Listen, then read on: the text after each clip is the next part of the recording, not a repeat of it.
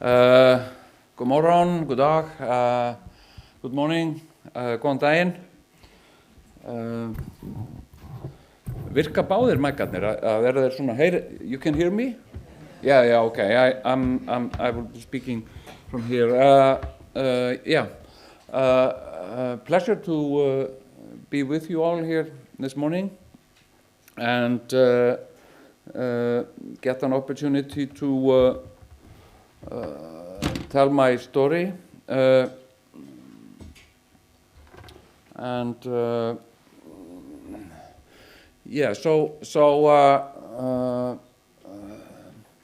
was born in 1967, and so it makes me 50-something years old.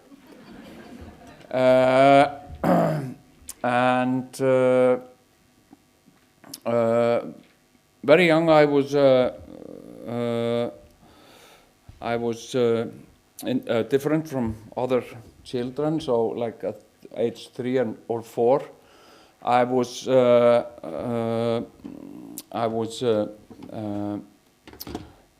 my parents were advised to take me to the children's psychiatry unit of the hospital here in Iceland, and I was there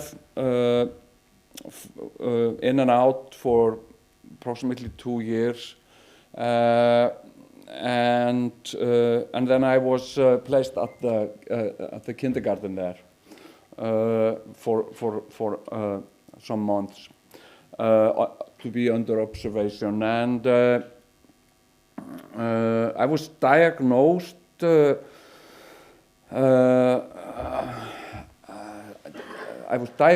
with different things, but deemed intelligent enough to go to regular school. And I went there, and it was okay for the first few years there, from age 6 to around 11. It was okay, and I was kept, because I was noisy and busy and fidgety. I was usually kept from other children, so I would spend my time mostly alone, sitting alone, so when I was, I had development difficulties. I didn't understand concept of time like all other people seem to understand it.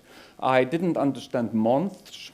As a child, I had no idea how the months were organized together. I knew some names. I knew that July was summer, but that's about it. I had no idea. And December was when I got Christmas presents, and it's a huge part of my dyslexia. Is time, months, dates, numbers, and such. And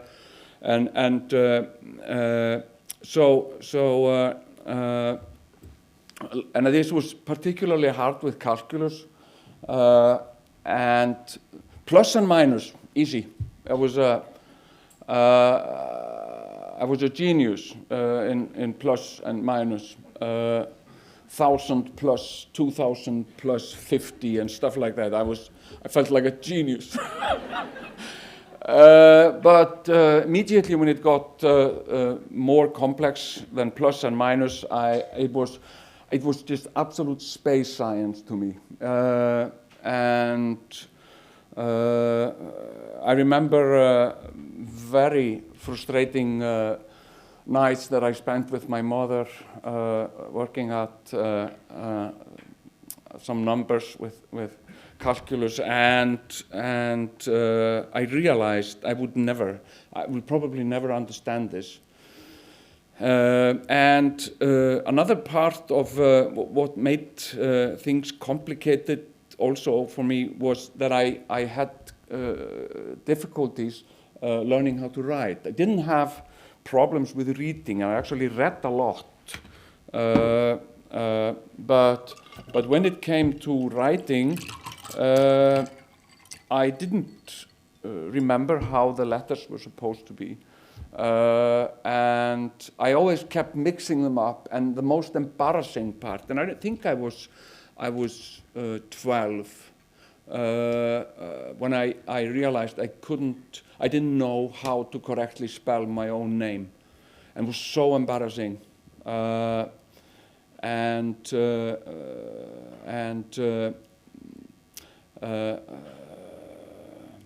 But I got learning from other places than just in the school system. Television was hugely important for me, and it's probably because English wasn't taught at my school. It wasn't considered important language to learn. But Danish, you have to learn Danish. That's very important for everybody. And but most of the interesting television programs were in English.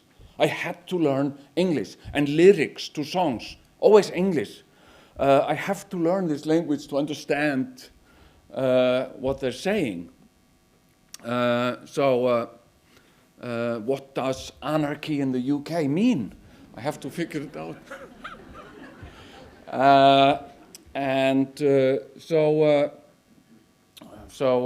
So after primary school, I had when I was 12, I had to change schools, and that was a meltdown for me. I came into a new school. I was mobbed there by other children, and I hated it. And for a whole year I just didn't go there. I avoided it. When I went to school, I took the bus downtown, and I spent the day downtown, hanging around in the bus station in the center of Reykjavík. And when this was discovered and by my parents, and I had a fuck the system attitude towards schools, absolutely rebellious. I hated schools, and when Pink Floyd made the song where they say, "Hey, teacher, leave them kids alone," and I was like, yeah, and I could understand it, and I took all my school books to the school, and I made a bonfire on the schoolyard, where I burned my books, and I shouted this at the school, and then I was sent to a boarding school out in the country to be kept somewhere, and where I didn't cause problems, and I stayed there for approximately 2 years. Didn't learn much. It wasn't primarily a learning educational institution. It was like more get rid of troubled teenagers, and then when I came back to Reykjavík from there, I had lost all ground. I didn't have any friends left. My friends were all in different schools. My childhood friends, and I had no ground to stand on,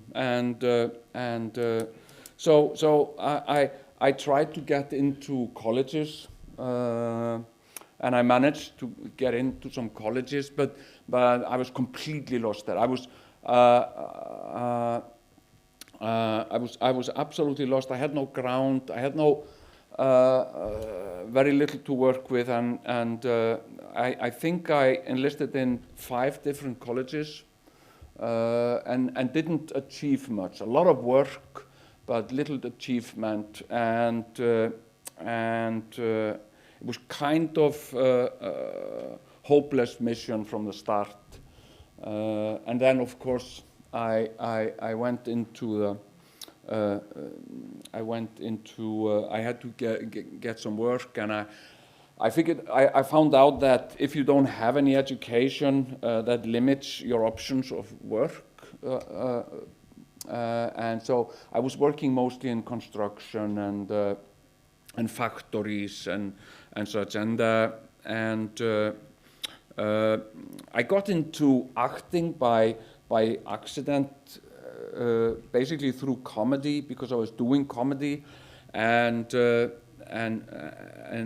with time, I was offered parts in television series and movies and on stage, and I had a stand-up routine,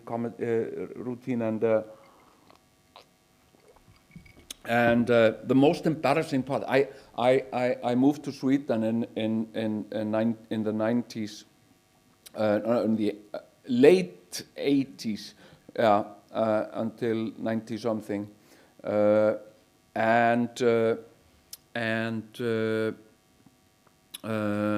I worked in the Volvo factories in Gothenburg, and I moved around in Sweden.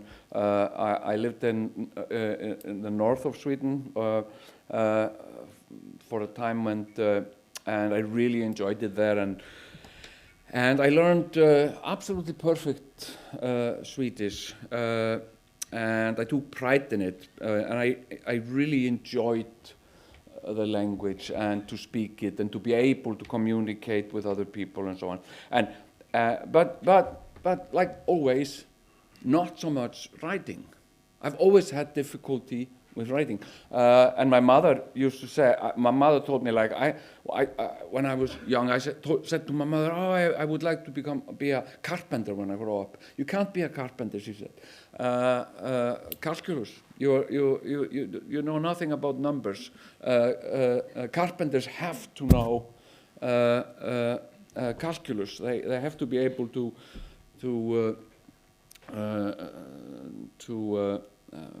calculate.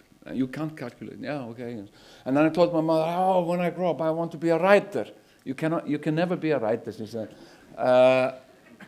She was very inspiring, my mother. God bless her.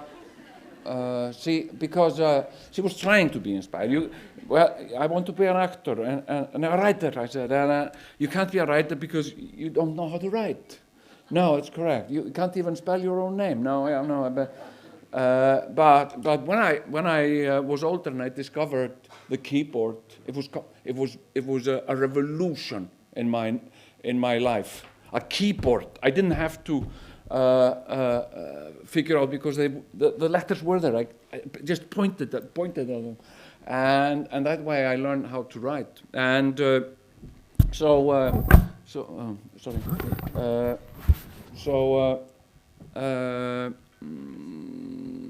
yeah, and when I came back from Sweden, I thought maybe I can get my Swedish evaluated as a second language instead of Danish.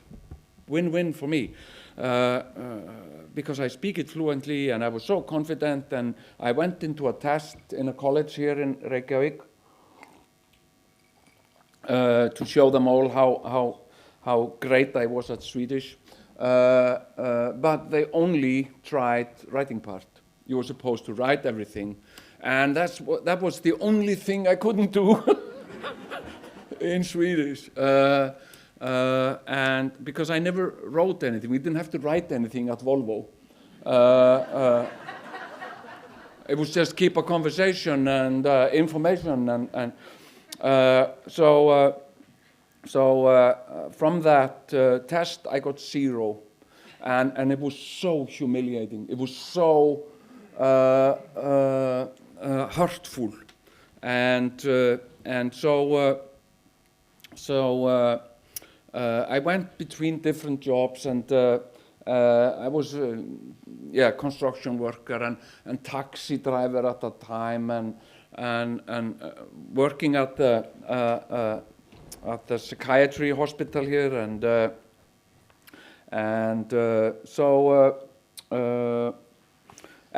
I had given up that I would ever, be able to educate myself, but I was a comedian. I am a comedian, and I was successful with that. And yeah, and I always remember my teachers told me. My teacher said, "Jón, you will never get anywhere in life with nonsense." Because I would be speaking nonsense all the time, told to shut up, Jón. You're never getting anywhere in life with nonsense. But that's wrong. It was the only thing that kept me afloat. It was nonsense, and so I developed into an actor. I became an actor. And I have ADHD. And it's been I could compete internationally in it. I'm pro ADHD. I will leave toddlers in supermarkets. I will do terrible things. I will go somewhere and forget it on the way there and go somewhere else, and it's just. It can be a terror for my family, absolute terror, and yeah. And somebody said publicly that I was Icelandic champion of ADHD because I have forgotten live broadcasting interviews that I was supposed to be in. I have actually seen a live program on television where people were saying, "Oh, he's not here," and it was like, and my phone starts ringing, and then I remember, oh, okay, I was supposed to be there. Yeah, so, and it's also like it's a vital part of my creative mind to be to have ADHD. It's a blessing in disguise for me, because I've learned to use it to my advantage, so in 2004 I was contacted by people from the Education and Training Service Center here in Iceland, and that was relatively new at the time, and I had no idea. They were very kind to me and wanted to meet me and work with my case. And yeah, absolutely. I had no idea. And so I sat down with them, and what they did in a way was they organized together the clutter that was my history, because I don't have that concept of time. I don't know if something happened 2 months ago, 6 months ago, or 5 years ago. I don't know. Sometimes, of course, but rarely. And I sat down with these people, and they contacted all the schools I had been in, all the work I had done, and gathered together documents. And just organized all this clutter, and they managed to break it down and show me that all my effort wasn't futile. I had achieved a lot of things, and this gave me a confidence that everything I did was evaluated somehow. It wasn't just like when I took the test in Swedish. There are people that can, evaluate and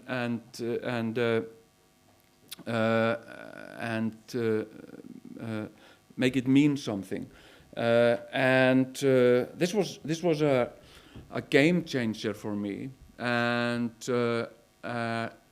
after this, I applied for membership in the Actors Union here in Iceland, on ground of my work as actor.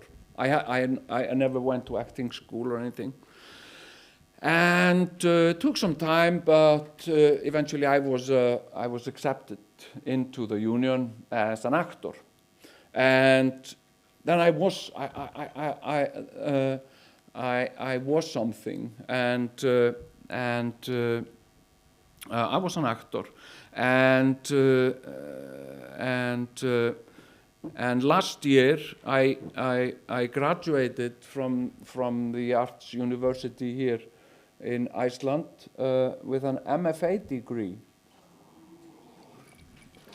So. Yeah, thank you, and that was a really huge step for me, and the strange thing, like when I'm in school at 50 something, and sitting in school, and suddenly I relive something that happened 30 years ago, and so yeah, so I'm a master of fine arts today. Ask me anything about fine arts. Yeah, it's a joke I say every time somebody asks me, so you're a master of fine arts? Yes. Ask me anything about fine art.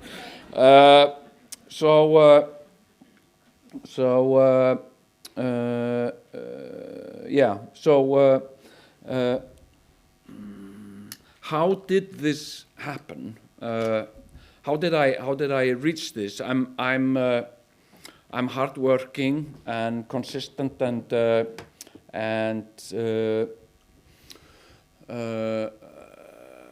I'm what you say? I'm a survivor.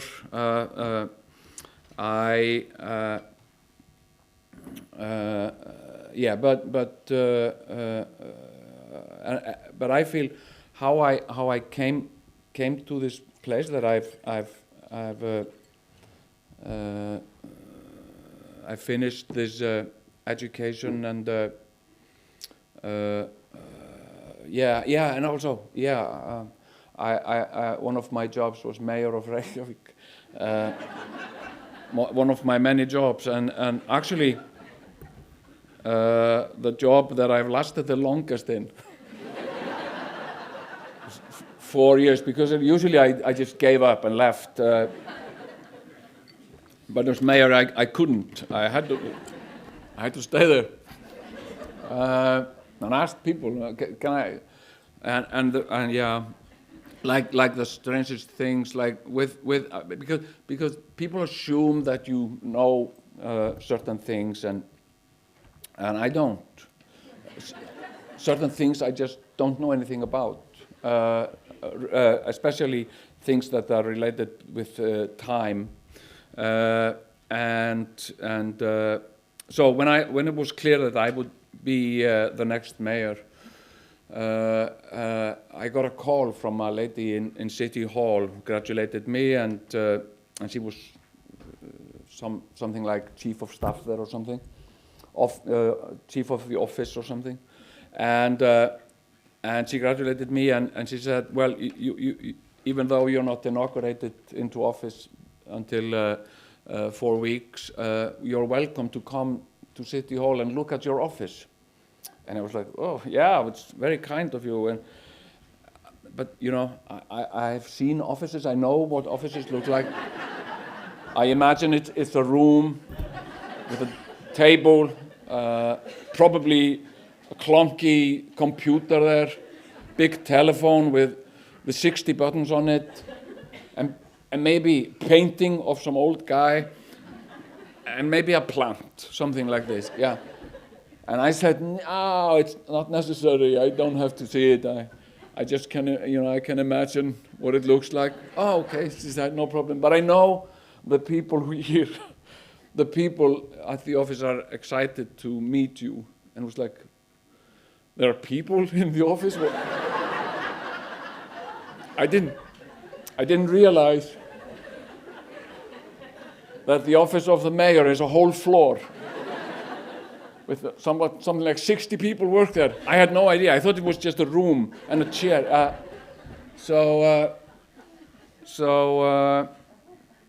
Yeah, and I'm persistent, hardworking, everything. But how did I reached to the, come to the place where I am today, and it was because of the VPL system or idea. It was because of that, and it was because of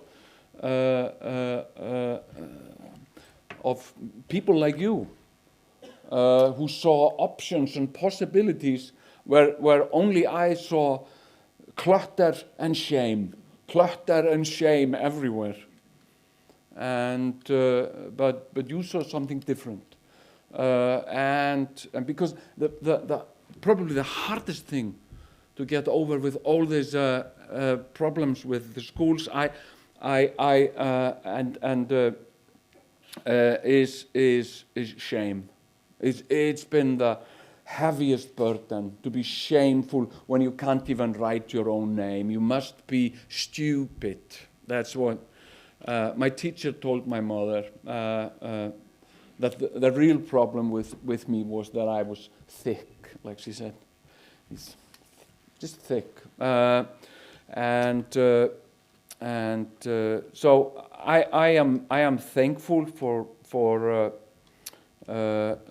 what I have achieved. I am very thankful, and I hope the schools today are not like they were when I was going there, and they've gotten much better, and I hope they will get even better. And thank you very much.